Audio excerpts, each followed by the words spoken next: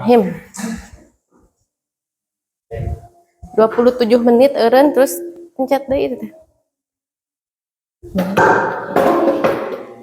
Bismillahirrahmanirrahim. Assalamualaikum warahmatullahi wabarakatuh.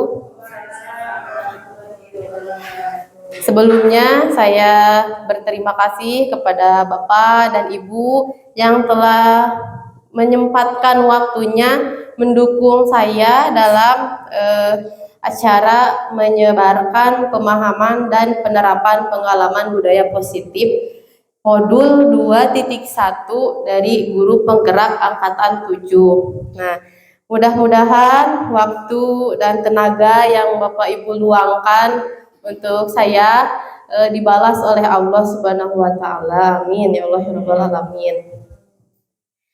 Bu, Pak, kenapa dikumpulkan hari ini? Harusnya memang dari dulu-dulu ya, tetapi karena waktu yang selalu berbentuk yang berbentrok, yang waktunya bentrok wae punya. Jadi abi aya waktu sempat ayeuna gitu.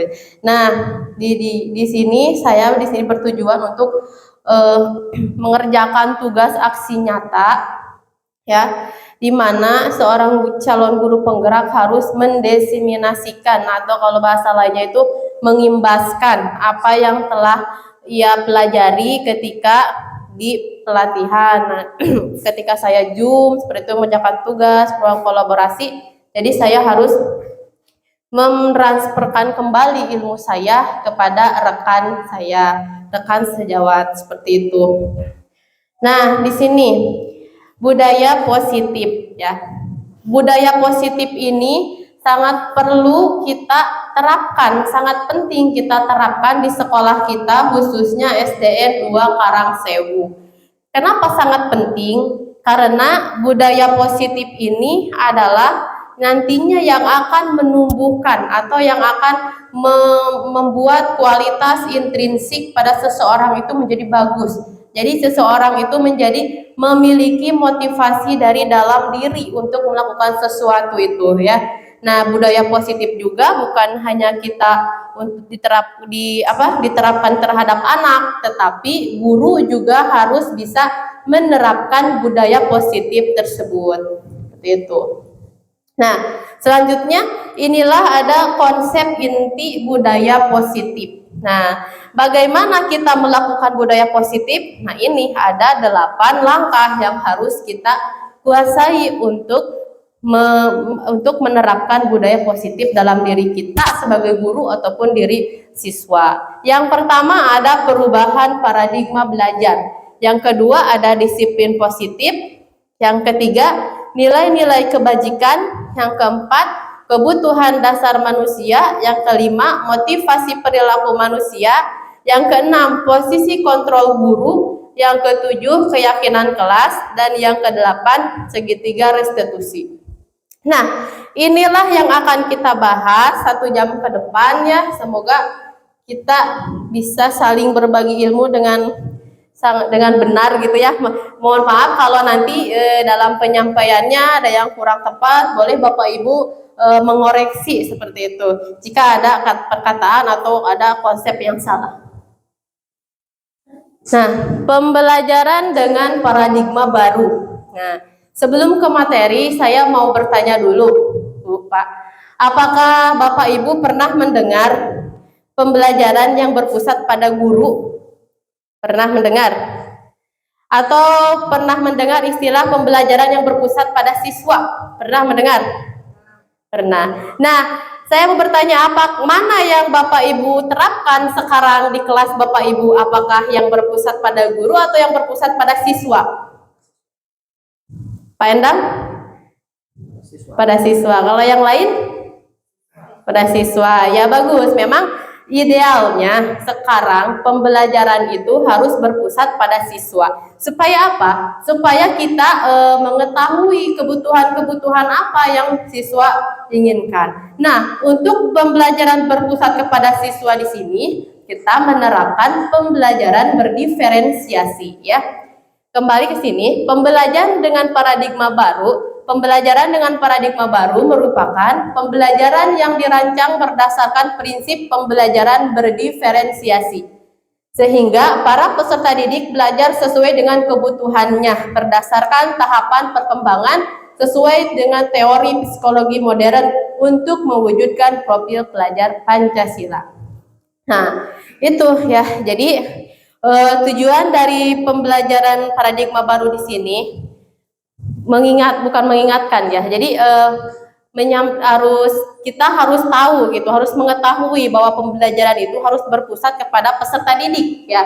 Karena peserta didik itu tidak bisa kita samaratakan ya Bu, karena memang kita tahu bahwa semua peserta didik itu berasal dari keluarga yang berbeda, dari latar belakang yang berbeda, dari kondisi ekonomi yang berbeda. Nah, disitulah kita peran guru harus menciptakan pembelajaran yang berpihak kepada murid seperti itu. Bagaimana pembelajaran berpihak kepada murid itu? Nah, dengan menggunakan metode pembelajaran berdiferensiasi. Nah, lebih tepatnya nanti kita bahas.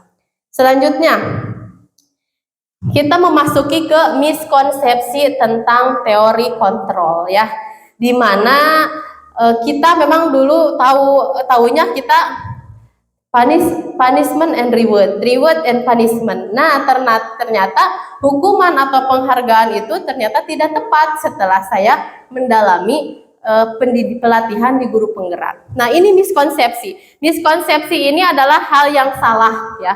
Hal yang salah tentang teori kontrol.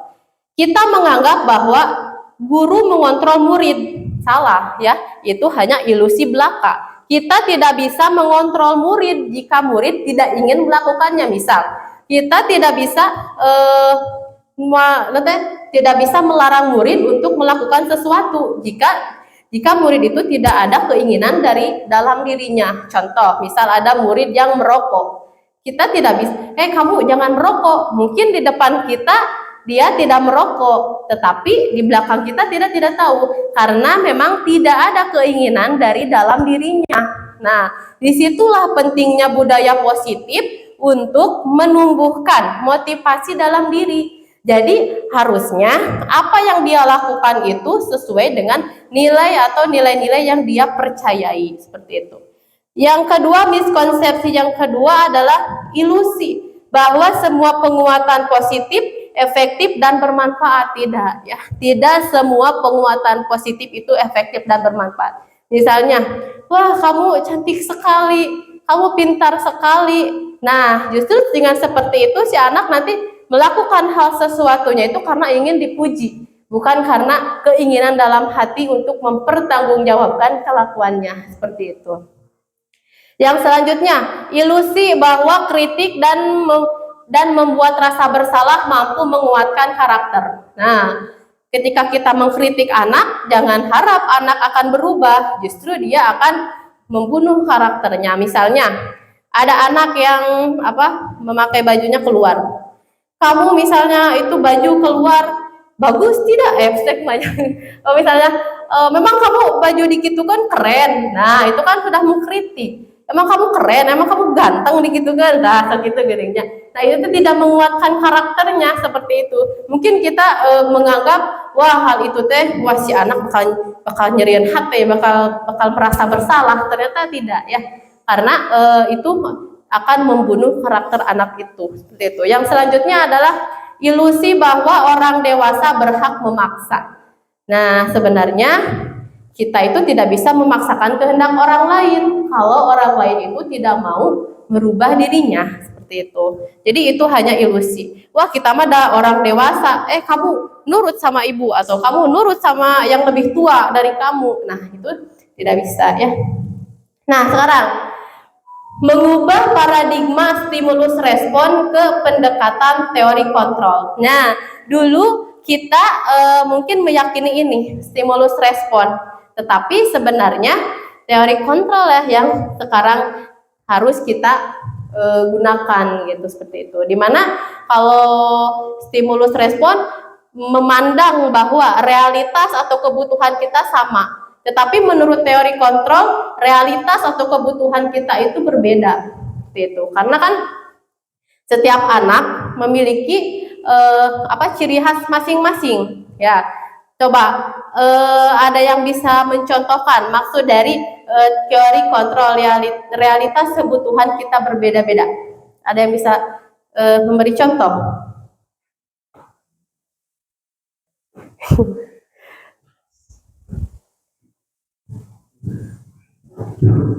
Ada, Pak?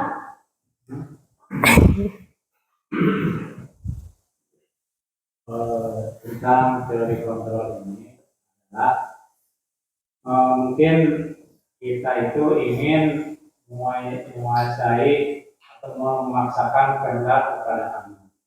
Padahal anak itu mempunyai karakter yang berbeda dan latar belakang yang berbeda. Misalkan kita memaksakan anak untuk belajar itu harus dengan tangan sidapak. Nah, itu adalah suatu perintah yang memaksakan kepada kehendak anak, padahal anak itu memiliki kehendak berbeda, latar belakang berbeda, dan kebutuhan belajar yang berbeda. Jadi sebaiknya teori kontrol itu tidak diberlakukan di sekolah atau di kelas, karena akan menimbulkan anak itu tidak akan berkembang, imajinasinya kurang berkembang, kreativitasnya kurang berkembang. Mungkin itu tentang teori kontrol. Ya, terima kasih. Terima kasih atas tambahannya ya.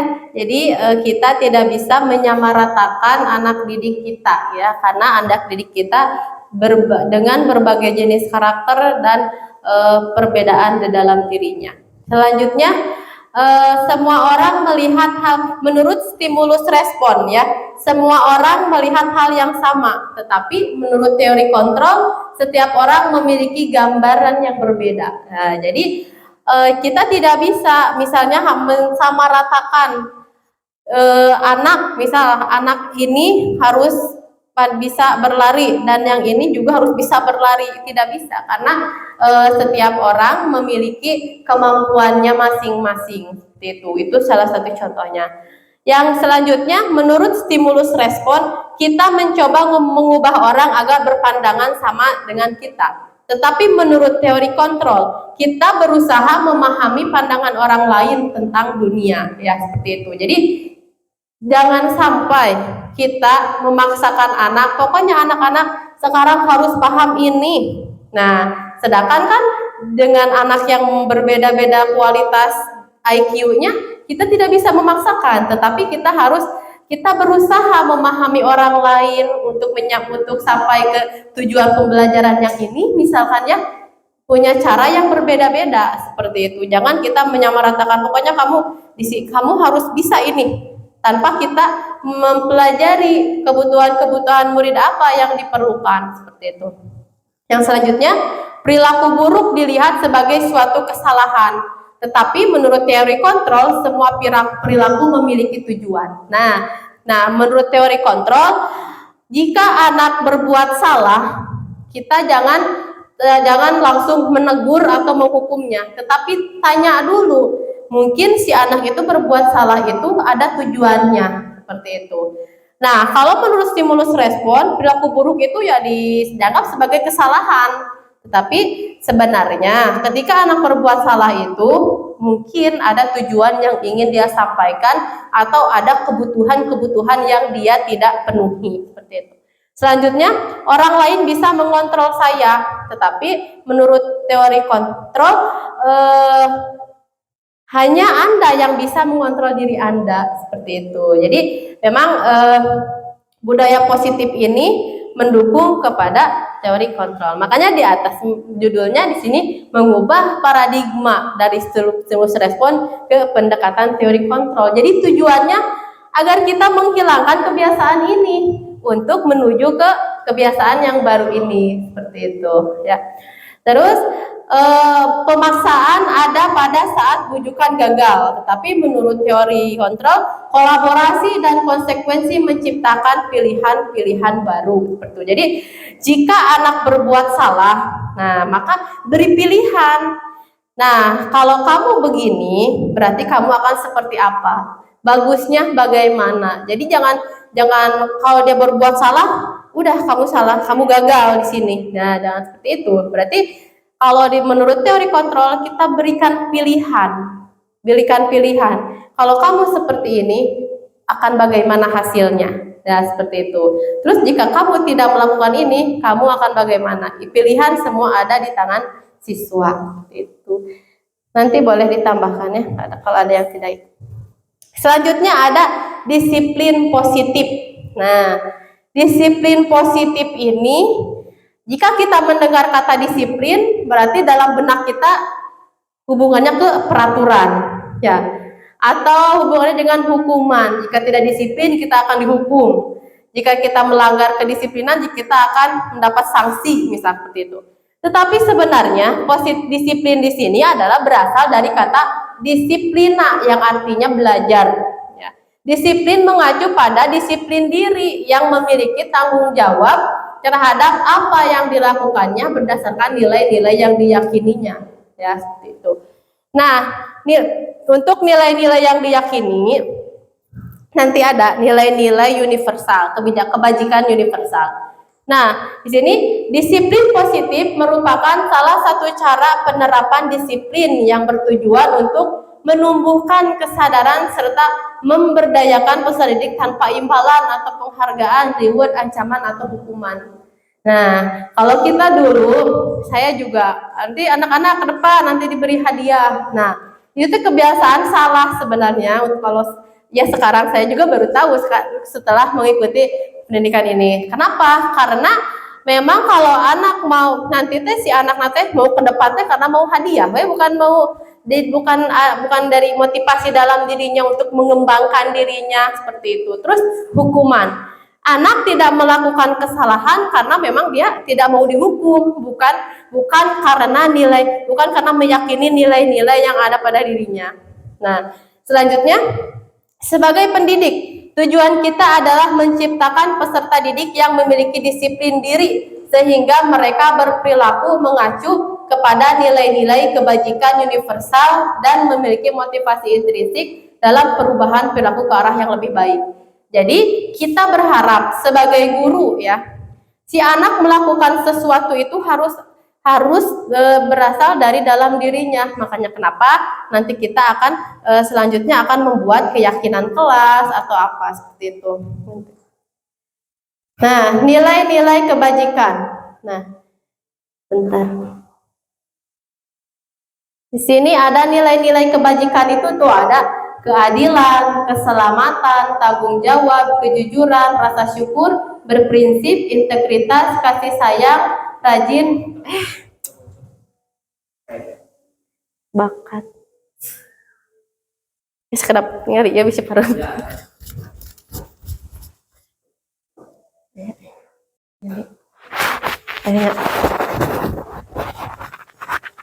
Nah, nilai kebajikan itu ada ini. Kebajikan universal itu ada keadilan, keselamatan, tanggung jawab, kejujuran, rasa syukur, berprinsip, integritas, kasih sayang, rajin, berkomitmen, percaya diri, kesabaran, dan keamanan. Contoh, jika anak mengembalikan, ada uang yang jatuh berserakan, dikembalikan ke guru. Kalau seperti itu, nilai-nilai kebajikannya apa? Kejujuran. Terus kalau misalnya kita pakai motor, naik motor pakai helm, apakah kita karena takut polisi atau takut apa? Masuknya ke mana itu? Disiplin bisa, keselamatan bisa. harusnya ya keselamatan, disiplin juga bisa. Terus kalau misalnya ada anak-anak yang tidak dipiwarang oke geningan beberes eta masuknya ke nilai-nilai mana? Rajin bisa, tanggung jawab bisa. Nah, seperti itu. Jadi harusnya ya anak-anak itu melakukan sesuatu itu karena harus harus dipercayai ini di dalam dirinya. Kalau kita tidak melakukan ini, oh berarti kita tidak jujur. Kalau kita tidak melakukan ini, oh berarti kita tidak rajin. Berarti kita tidak tanggung jawab seperti itu. Lanjut ya. Sekarang nilai-nilai kebajikan, nilai yang disepakati bersama lepas dari suku bangsa, agama, bahasa maupun latar belakangnya yang tadi ya. Karena semua orang juga bisa, tidak hanya orang Sunda saja, tidak hanya orang Jawa saja, tapi nilai kebajikan universal itu bisa diterapkan atau disepakati bersama. Nah, contoh nilai kebajikan institusi organisasi. Yang pertama adalah profil pelajar Pancasila. Nah, ini beriman dan bertakwa kepada Tuhan Yang Maha Esa dan berakhlak mulia, berkebinekaan global, gotong royong, mandiri, kreatif, dan bernalar kritis. Jadi, ditumbuhkan dalam diri anak itu bahwa mereka harus memiliki dalam dirinya itu karakter profil pelajar Pancasila, di mana karakter profil pelajar Pancasila itu yang pertama ya beriman dan bertakwa, sudah tentu barang bagus ya kalau misalnya anak rajin sholat. Bagaimana hubungan anak dengan dirinya dengan Tuhan dan dengan manusia dan dengan alam, seperti itu. Lalu berkebinekaan global, bagaimana cara dia menghargai atau apa misalnya Pak Endang? Ya, seperti itu, betul. Mengenal budaya-budaya lain. Karena kan kita hidup di Indonesia yang notabene berbagai budaya, berbagai bahasa, berbagai jenis makanan yang berbeda, ras, seperti itu. Jadi si anak harus bisa menerima. Jangan saya dari Sunda, titik wes Sunda, mual ka itu, mual ka dia, tidak suka bahasa Jawa, tidak suka baju Bali, misalnya seperti itu. Jadi anak harus terbuka dengan budaya lain. Selanjutnya gotong royong. Nah, gotong royong di sini bukan hanya gotong royong bersih-bersih, memang itu juga termasuk, tetapi bagaimana gotong royong di sini mereka bisa berkolaborasi dengan temannya dalam melakukan sesuatu hal, misalnya dalam mengerjakan tugas. Kan ada anak yang tidak mau bekerja kelompok misalnya karena dia merasa dia pintar, seperti itu. Berarti itu anak yang tidak mau bergotong royong atau berkolaborasi. Selanjutnya mandiri, kreatif, dan bernalar kritis.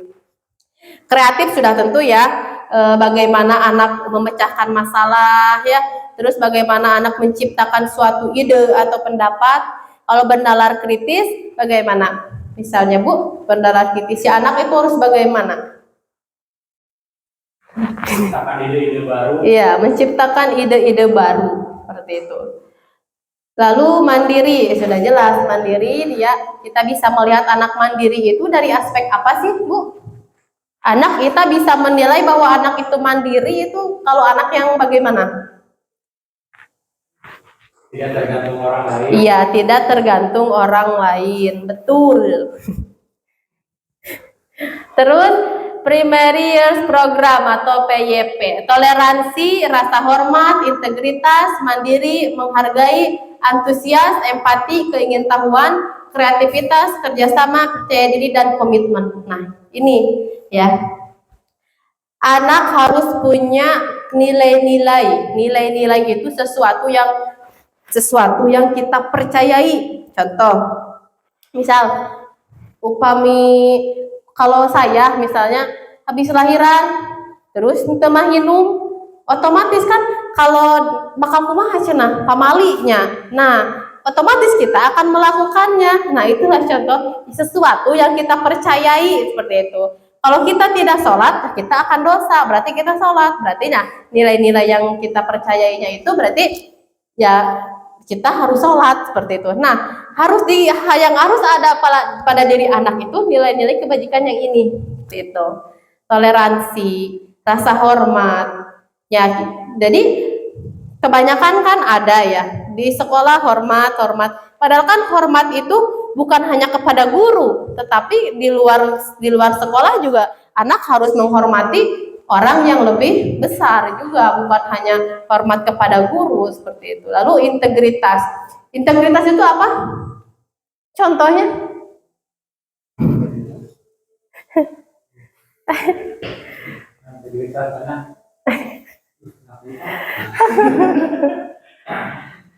Integritas itu ya bertanggung jawab terhadap diri pribadi, seperti itu. Lalu, nah, contohnya apa kalau siswa? Contohnya mungkin kalau ke sekolah tidak mandi, itu kan tidak bertanggung jawab terhadap dirinya ya. Atau apalagi misal contoh lain? Iya, komitmen. Terus, nah, selanjutnya ada mandiri, menghargai, antusias. Mungkin kalau antusias di sini bagaimana ya maksudnya? Apakah kita harus selalu mengapresiasi hasil orang lain, atau kita harus bersemangat dalam keadaan apapun, atau bagaimana ya maksudnya di sini antusias di sini? Hah?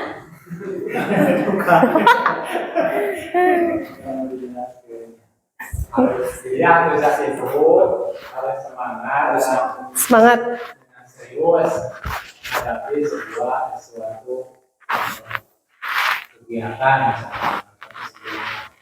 semangat. Ya, intinya harus semangat ya. Sepenuh hati.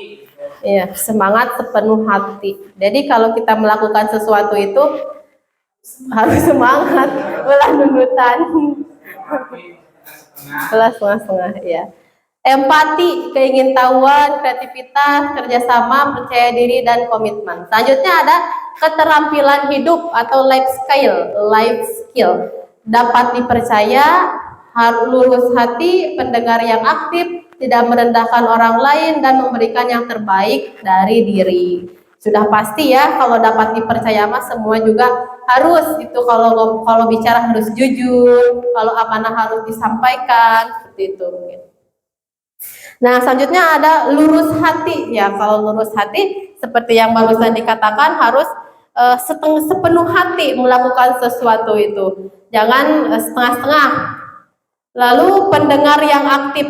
Nah, jangan hanya mau didengarkan saja, tetapi kita juga harus menjadi pendengar bagi orang lain. Mendengarkan keluh kesah orang lain, memberikan masukan, memberikan solusi terhadap orang lain.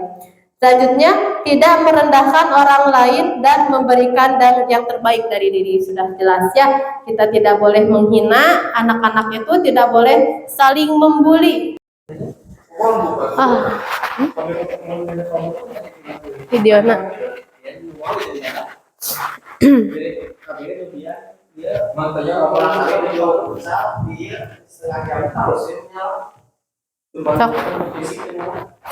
Kebutuhan yang selanjutnya ada kebutuhan dasar manusia ya. Di mana kebutuhan dasar manusia ini jika tidak terpenuhi, mungkin kita akan melakukan hal-hal yang tidak seharusnya seperti itu.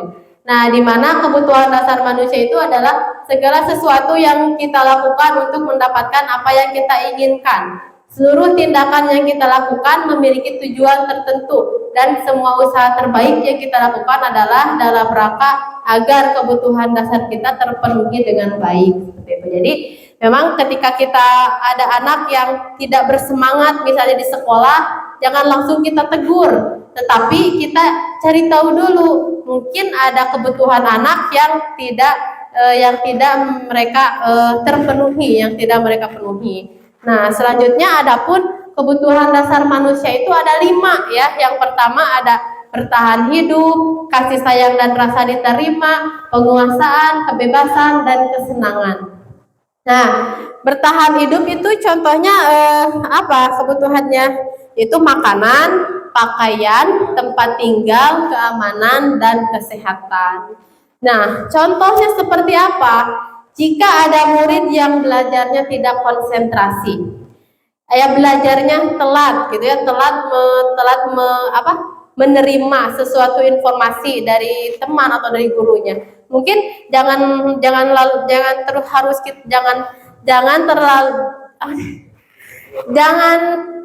ditegur dulu gitu. Jadi tapi dicari tahu penyebab.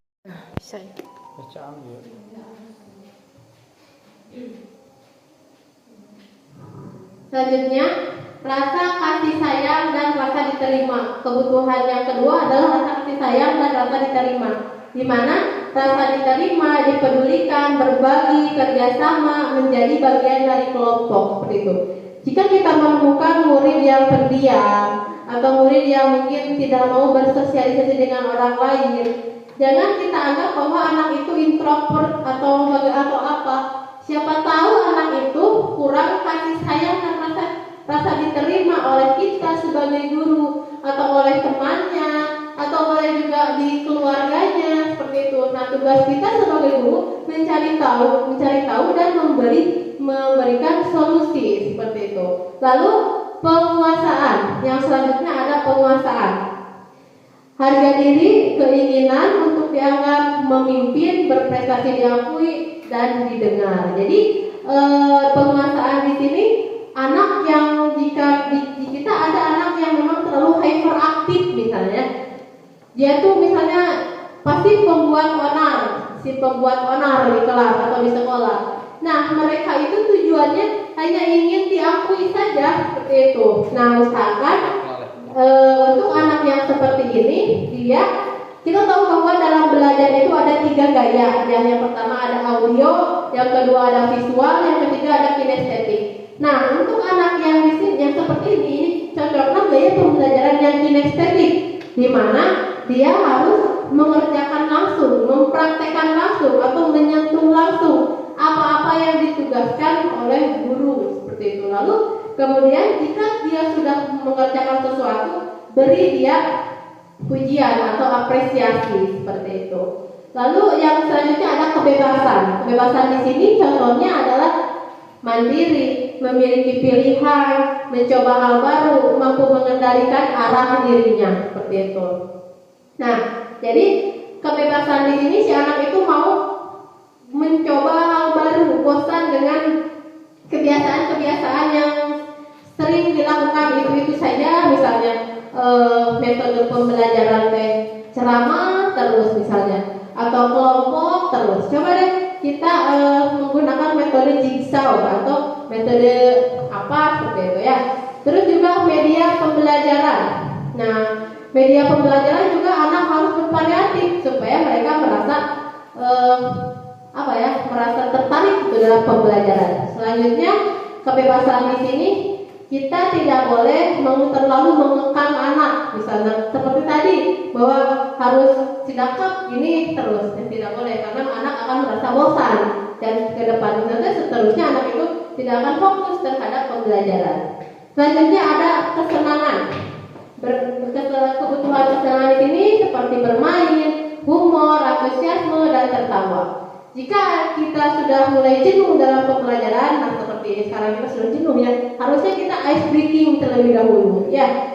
Kita lontarkan kata-kata candaan seperti itu, atau harus tertawa. Misalnya si anak itu pengen bermain, pengen humor, tapi kita serius terus matematika ya. Nah, kita coba deh ice breaking gitu, seperti itu atau apa. Ya.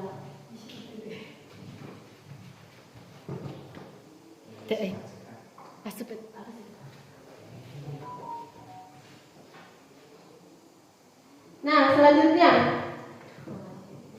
motivasi perilaku manusia. Nah, seseorang melakukan sesuatu itu ada 2 motif. Yang pertama motif ekstrinsik, yang kedua adalah motivasi intrinsik. Nah, kalau kita misal datang ke sekolah tepat waktu, itu kita motivasi intrinsik atau ekstrinsik, Pak, Bu?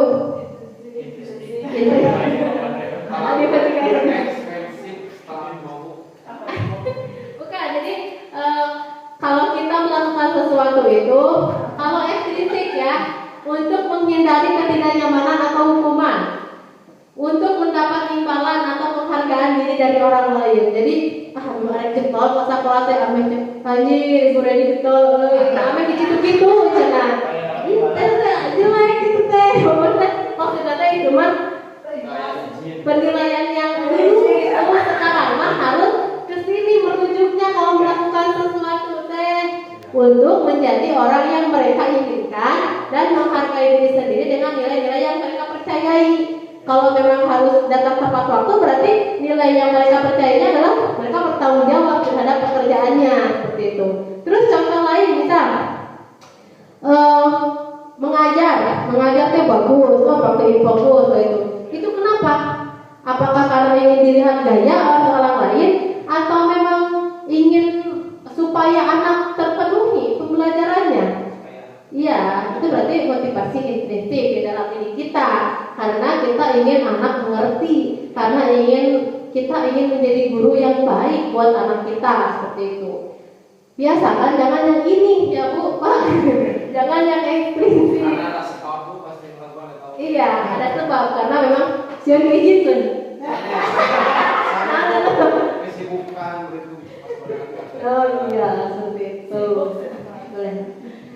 Sebab karena Iya. Oke, sebab akibat. Nah, sampai ke sini kita dulu mungkin cuma mengenal tentang hukuman dan konsekuensi. Maju tuh. Hukuman dan konsekuensi. Waktunya maju tuh. Maju. Ya. Tanpa kita tahu apa yang namanya restitusi, ya. Memang saya juga sebelum masuk ke guru penggerak tidak tahu apa itu restitusi, taunya saya hukuman dan konsekuensi seperti itu.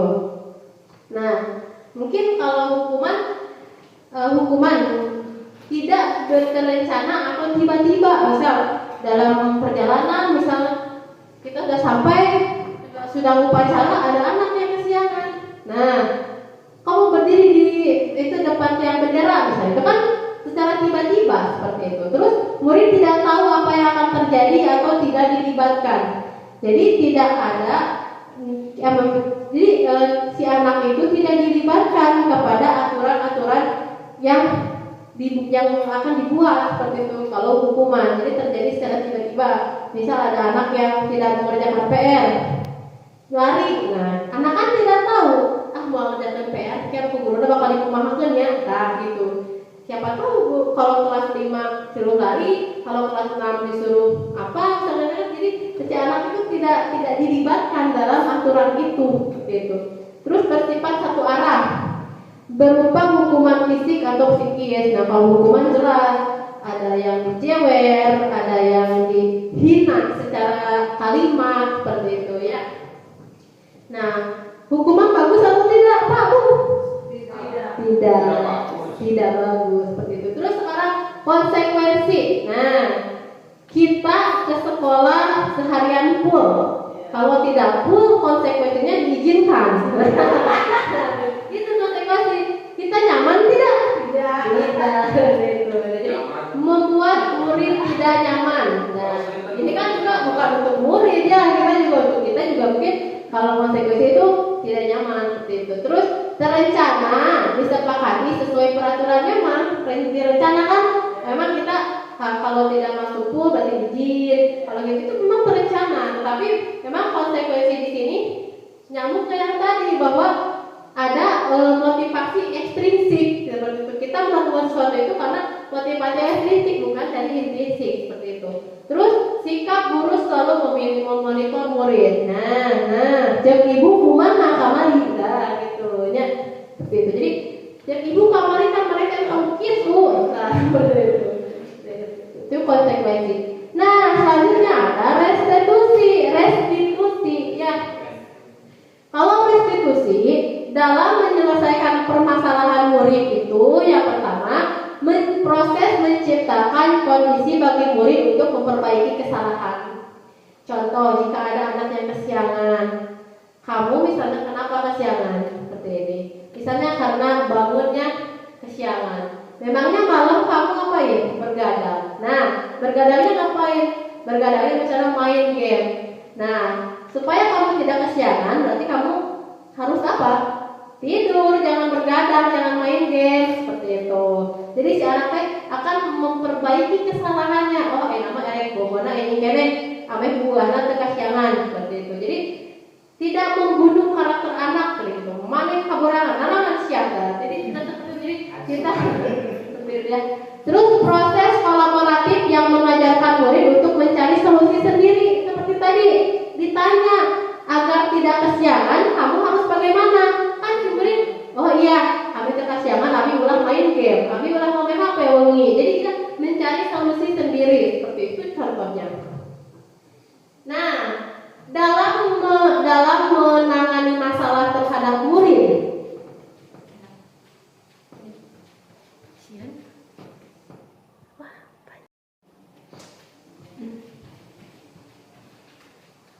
dalam menangani permasalahan murid ada 5 posisi kontrol guru.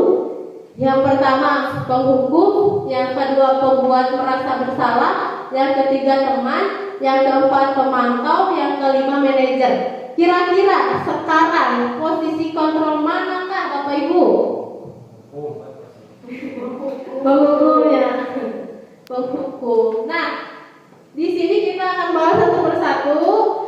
Jika memang dulu kita penghukum, ya kita berharap semuanya kita merubah paradigma baru dalam posisi kontrol kita.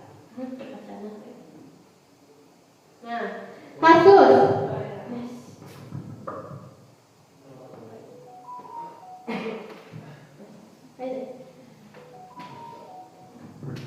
Nah, contoh penerapan 5 posisi kontrol guru. Dalam kasus siswa tidak memakai atribut lengkap saat upacara bendera. Banyak ya, di kita juga ada yang tidak pakai topi, tidak pakai sepatu, tidak pakai sabuk. Mungkin kalau di kita hal-hal seperti itu susah ya, karena mungkin faktor ekonomi atau apa.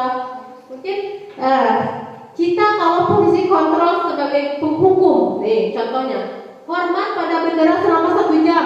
Nah, itu penghukum. Ya. Kalau anak-anak yang melakukan kesalahan, tidak hanya kesalahan yang seperti ini.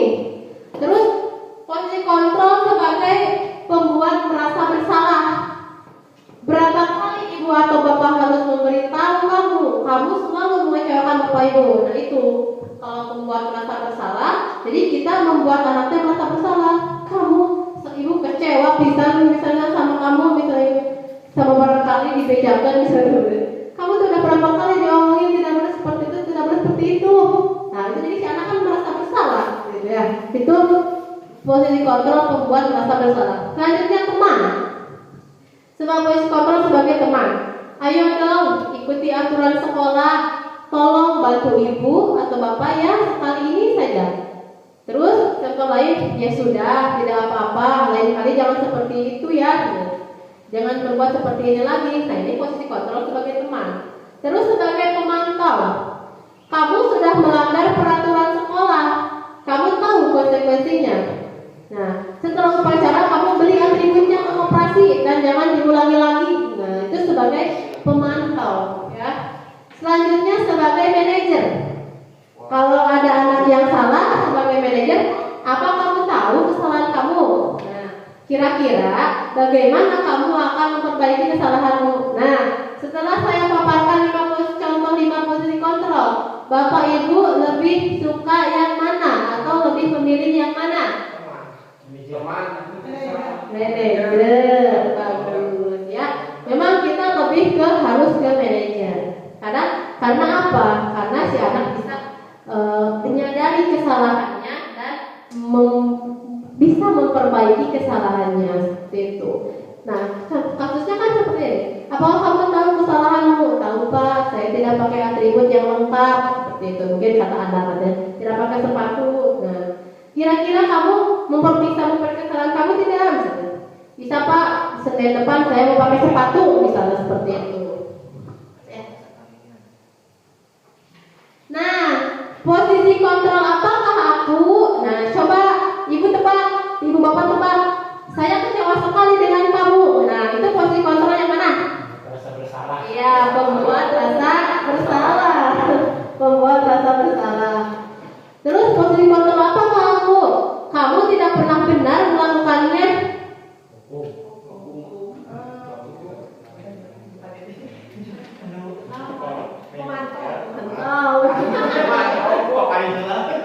Apa rencanamu untuk menyelesaikan masalah ini? Nah ini manajer. Jadi si anak kalau melakukan kesalahan itu memang dia sendiri yang mencari solusinya, bukan dari kita. Misalnya tidak punya sepatu warna hitam Pak, beli atuh. Nah itu berarti seorang penghukum. Tapi kalau manajer terus bagus bagaimana? Misalnya saya tidak punya uang Pak. Nah terus misalnya memang kamu tidak pernah uang banget. Bukan lagi. Ya jadi mereka mencari sendiri solusinya seperti itu. Nah kalau ini satu lagi, ayolah lakukan demi ibu atau bapak ya. Ayolah.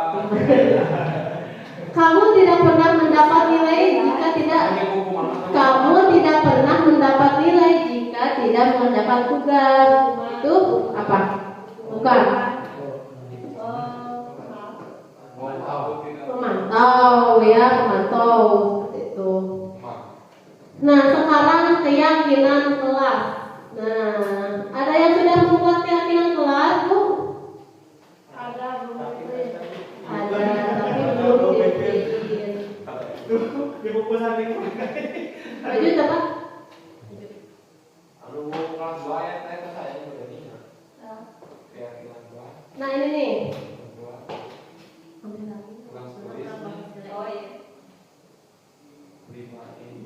Penghukum, contoh lain ya, penghukum.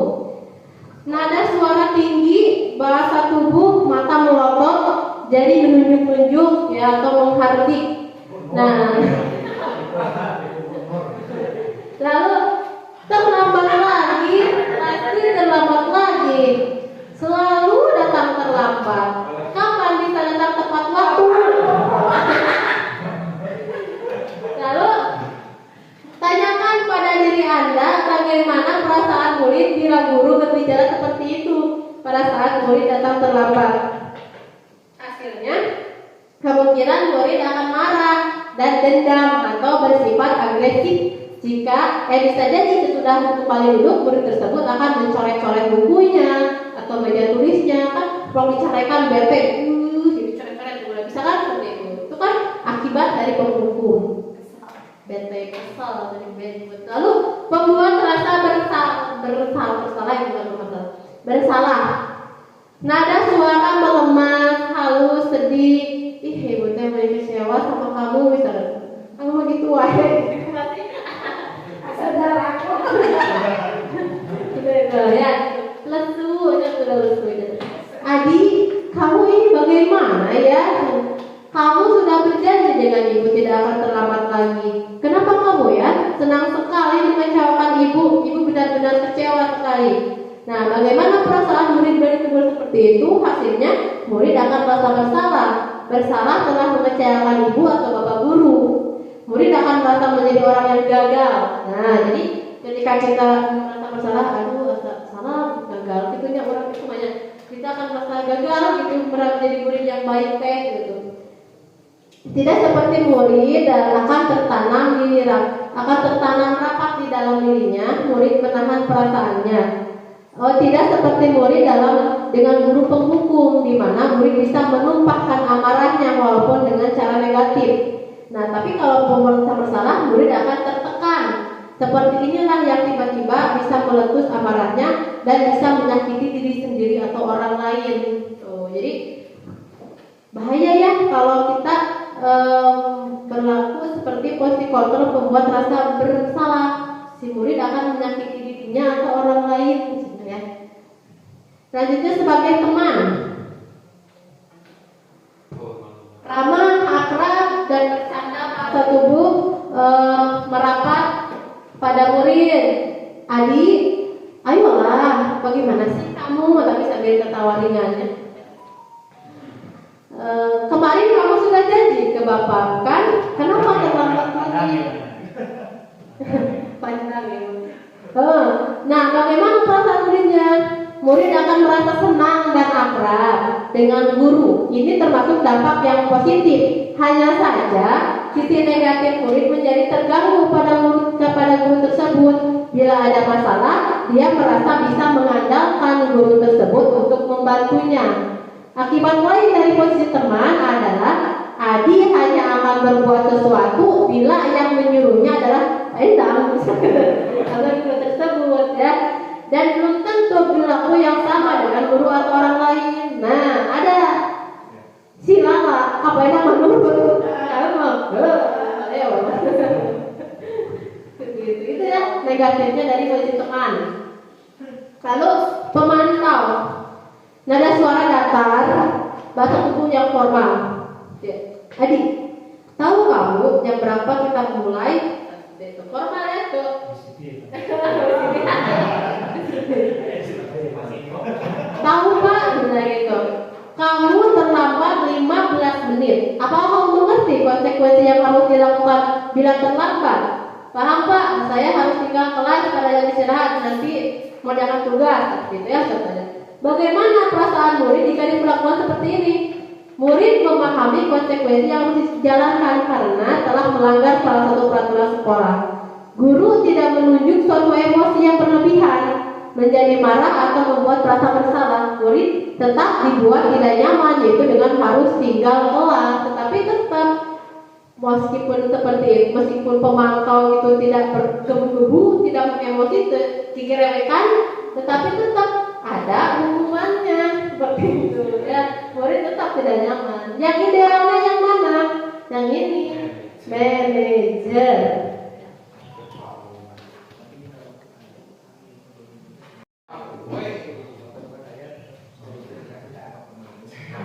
Nah, kalau manajer di sini nada suara tulus ya. Bahasa tubuh tidak kaku, mendekat ke murid. Nah, mungkin kalau murid segini, kita harus begini ya, idealnya.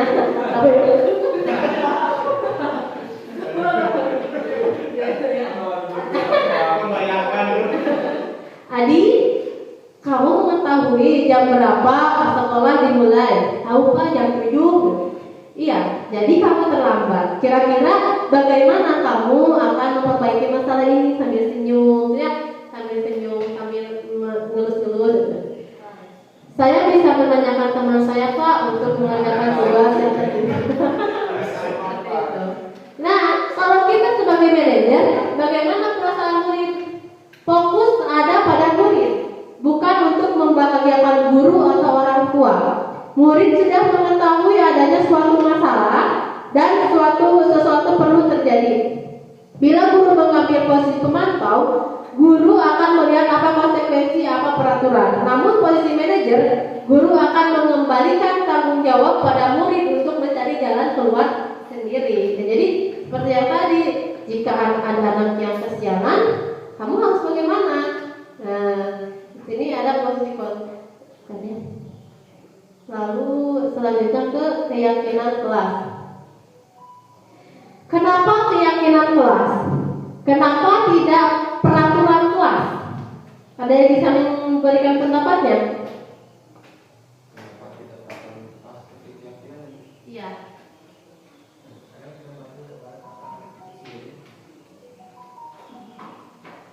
Kalau peraturan guru yang menentukan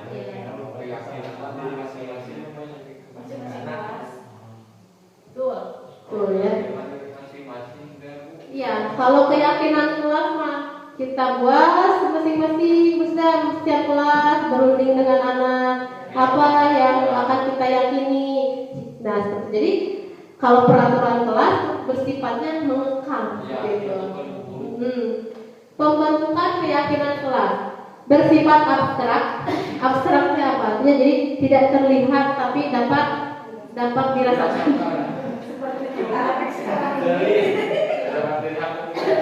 Berupa pernyataan universal. Pernyataan universal itu bagaimana? Yang tadi menyeluruh gitu ya. Jadi tidak hanya ada di kita saja, tidak ada di sana saja, tapi ada di mana-mana gitu. Terus dibuat dalam pernyataan positif. Jadi tidak ada kata tidak boleh atau apa. Berarti kalau misalnya tidak boleh mengobrol di dalam kelas, diubah menjadi keyakinan kelas mah. Misalnya contoh jadi mengobrol ketika di luar. Sebaiknya tidak boleh. Mengobrol ketika apa ya? Iya, mengobrol hanya ketika di luar kelas seperti itu. Atau mungkin jangan tidak boleh makan di dalam kelas. Ubah ke kalimat positifnya apa? Makan hanya ketika jam istirahat. Ya, berarti kan kalau sedang belajar tidak boleh makan gitu. Terus kalau tidak boleh berbicara kasar, tidak boleh itu peraturan. Tidak boleh. Kita ubah ke keyakinan kelas bagaimana? Berarti jadi berbicara yang baik atau diam, bisa berbicara lemah lembut atau diam. Nah, si anak diam atau mending berbicara yang baik, berarti si anak tidak akan berbicara yang kotor gitu. Nah, kalimat-kalimatnya nanti bisa didiskusikan oleh kita guru masing-masing, boleh sharing dengan kelas lain ataupun dengan anak-anak kita. Selanjutnya sedikit saja, misalnya diam atau berkata yang baik. Makan hanya ketika istirahat gitu. Jadi kata-katanya harus sedikit. Semua warga sekolah, warga kelas dilibatkan saat membuat keyakinan kelas. Nah, jadi kan kalau kita membuat keyakinan kelas disetorkan juga ke kepala sekolah. Nah, gitu. Terus dilibatkan anak-anak juga, bukan hanya kita yang membuat, tapi coba keyakinan kelas apa. Jadi setiap orang mengemukakan pendapatnya gitu. Kalau peraturan kan bersifatnya terpaksa gitu ya. Nah, lalu sekarang ke segitiga restitusi. Nah, segitiga restitusi ini suatu proses dialog yang dijalankan oleh guru agar dapat menghasilkan murid yang mandiri dan bertanggung jawab. Nah, adapun tahapan segitiga restitusi ini adalah validasi tindakan yang salah, selanjutnya menanyakan keyakinan, yang ketiga adalah menstabilkan identitas. Nah, jika Bapak Ibu menemukan suatu permasalahan, ya, jangan kita lapor ke kepala sekolah, lapor ke orang tua, jangan. Tapi kita harus menempuh tahap segitiga restitusi terlebih dahulu. Kenapa? Karena segitiga restitusi ini memang dijalankan oleh guru agar dapat menghasilkan murid yang mandiri dan bertanggung jawab. Nah, adapun caranya, tadi kan ada tiga ya, tahapan segitiga restitusi. Yang pertama validasi tindakan yang salah. Bagaimana? Oh enggak, yang pertama menstabilkan identitas dulu. Nah, jadi dulu menstabilkan identitas. Gitu. Nah, bagaimana? Berdasarkan prinsip membuat kesalahan adalah bagian dari proses pembelajaran.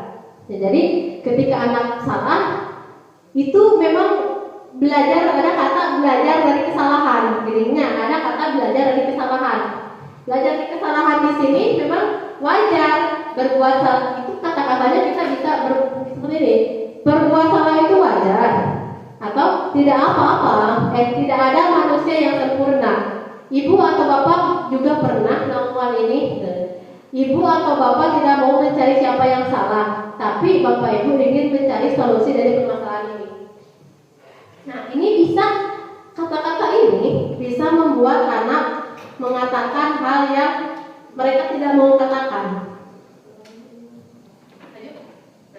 Misal ada anak yang gelut, panggil ya si anak teh. Tidak apa-apa, jangan takut, misalkan teh, tenang. Dan ibu juga pernah melakukan seperti ini, dan bapak juga pernah berantem.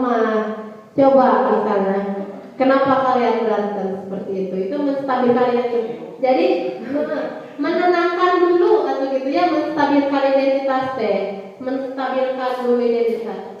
Jadi berbuat salah itu wajar ya, asal itu menstabilkan identitas.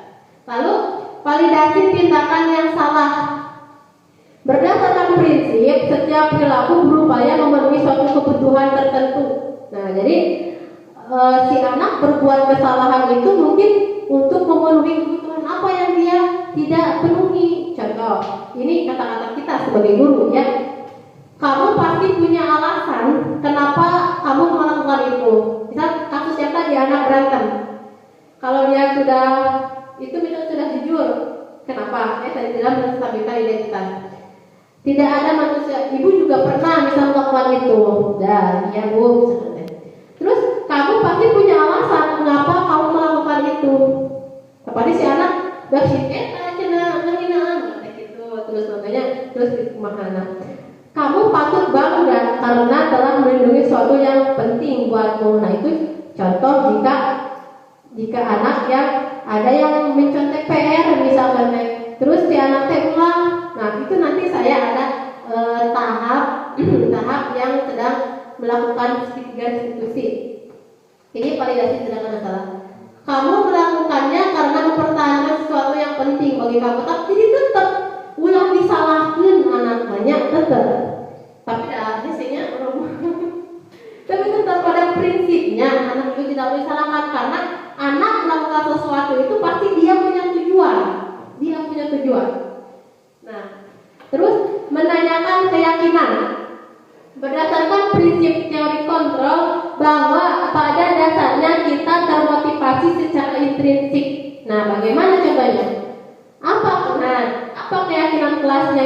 keyakinan kelas kita. Kalau kita sudah membuat keyakinan kelas, ketika anak melanggar sesuatu keyakinan kelas, berarti ya kita menanyakan apa keyakinan kelas kita.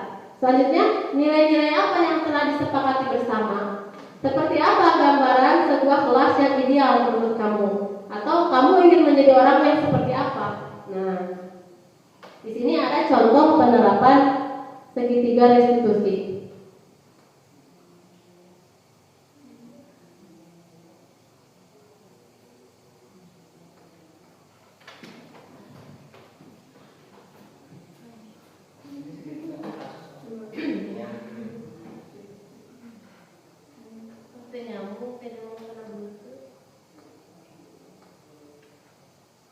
Ya, salah satu contoh. Penyambung kata bentuk.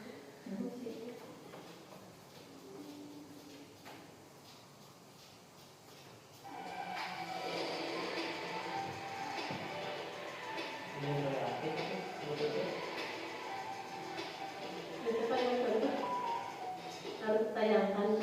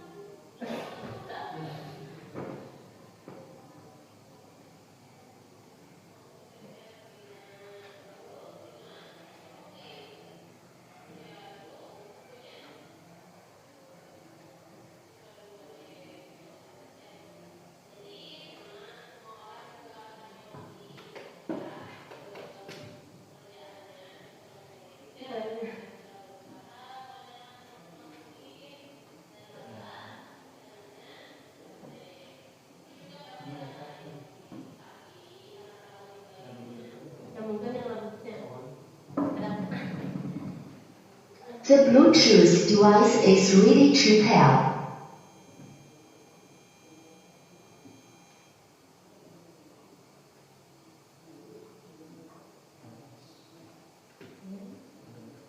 The Bluetooth device is connected successfully.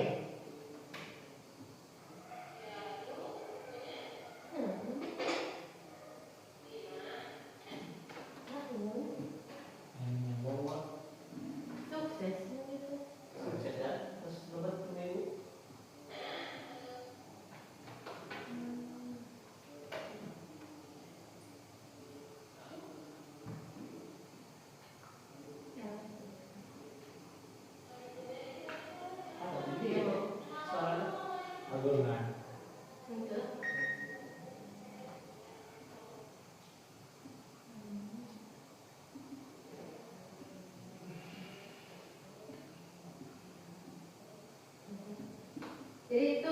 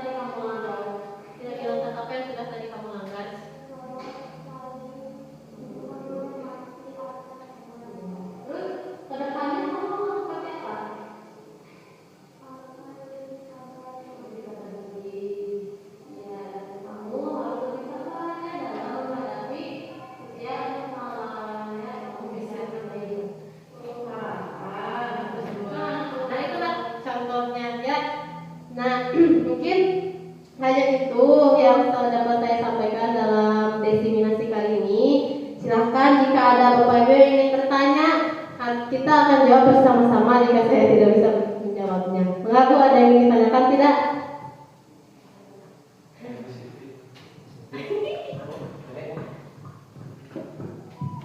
Ya, Ya.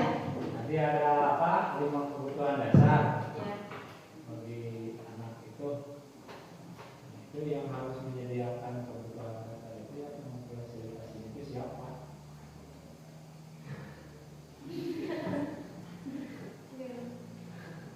Ini sebetulnya ini ada di jadi pertanyaannya 5 kebutuhan dasar manusia ini siapa yang harus memenuhinya?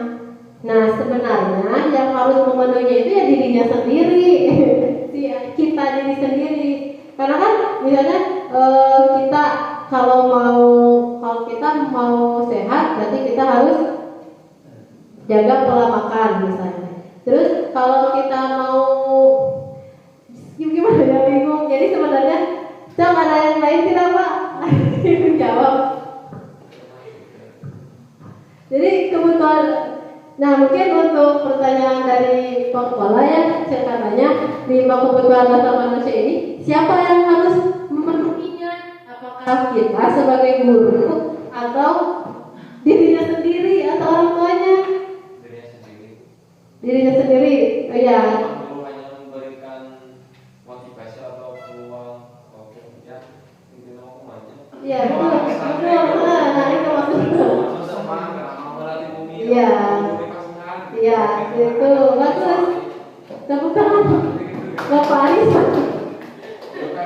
Jadi seperti itu ya. Jadi memang kebutuhan kita harus kita yang penuhi sendiri. Guru hanya memberi masukan, memberi motivasi agar kita agar kita memenuhi kebutuhan hidup kita, agar anak itu harus memenuhi kebutuhan begitu. Ya, apakah sudah setuju Pak atau ada sanggahan lagi? Mungkin jadi pertanyaannya dijawab dulu. Kalau di rumah mungkin ya memenuhi kebutuhannya itu satu orang tuanya, dua lingkungannya, jadi makanan. Masa anak harus menyediakan makanan sendiri? Ya, iya betul. Orang tuanya. Oh jadi iya. Dari sekolah guru. Iya. Oh seperti itu. Terus kalau ada anak yang tidak makan, guru harus memenuhi kebutuhannya, beri makan. Kalau di sekolah masih Masih kembali. Gubernur tapi kasih kurangnya. Oh jadi seperti itu. Ya betul kan? Betul. Jadi dengan kita sharing, kita jadi tahu kan ilmu-ilmu baru. Jadi memang di rumah anak itu dicukupi kebutuhannya oleh orang tua, kalau di sekolah oleh guru, seperti itu. Oke, bagus. Tepuk tangan untuk kita semua. Terus ada lagi tidak pertanyaan?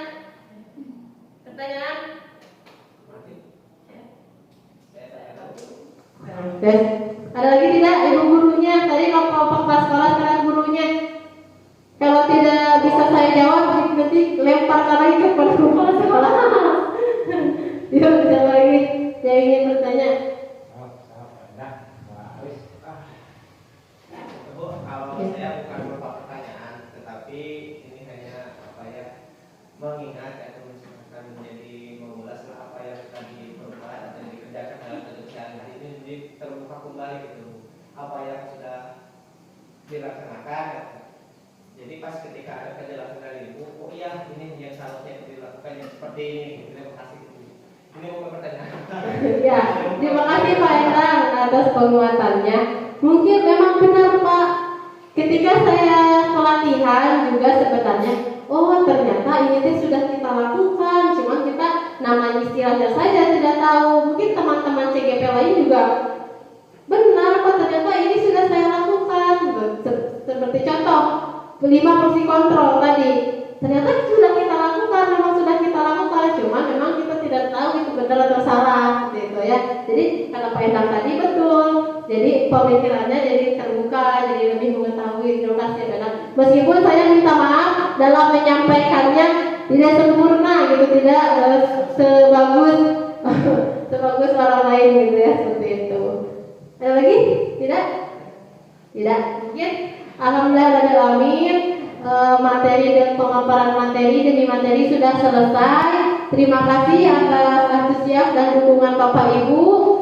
Semoga apa yang saya sampaikan dapat diterapkan di kelas Bapak Ibu, dapat bermanfaat bagi Ibu Bapak Guru dan juga bagi murid dan juga bagi lingkungan sekolah. Sekian, wassalamualaikum warahmatullahi wabarakatuh.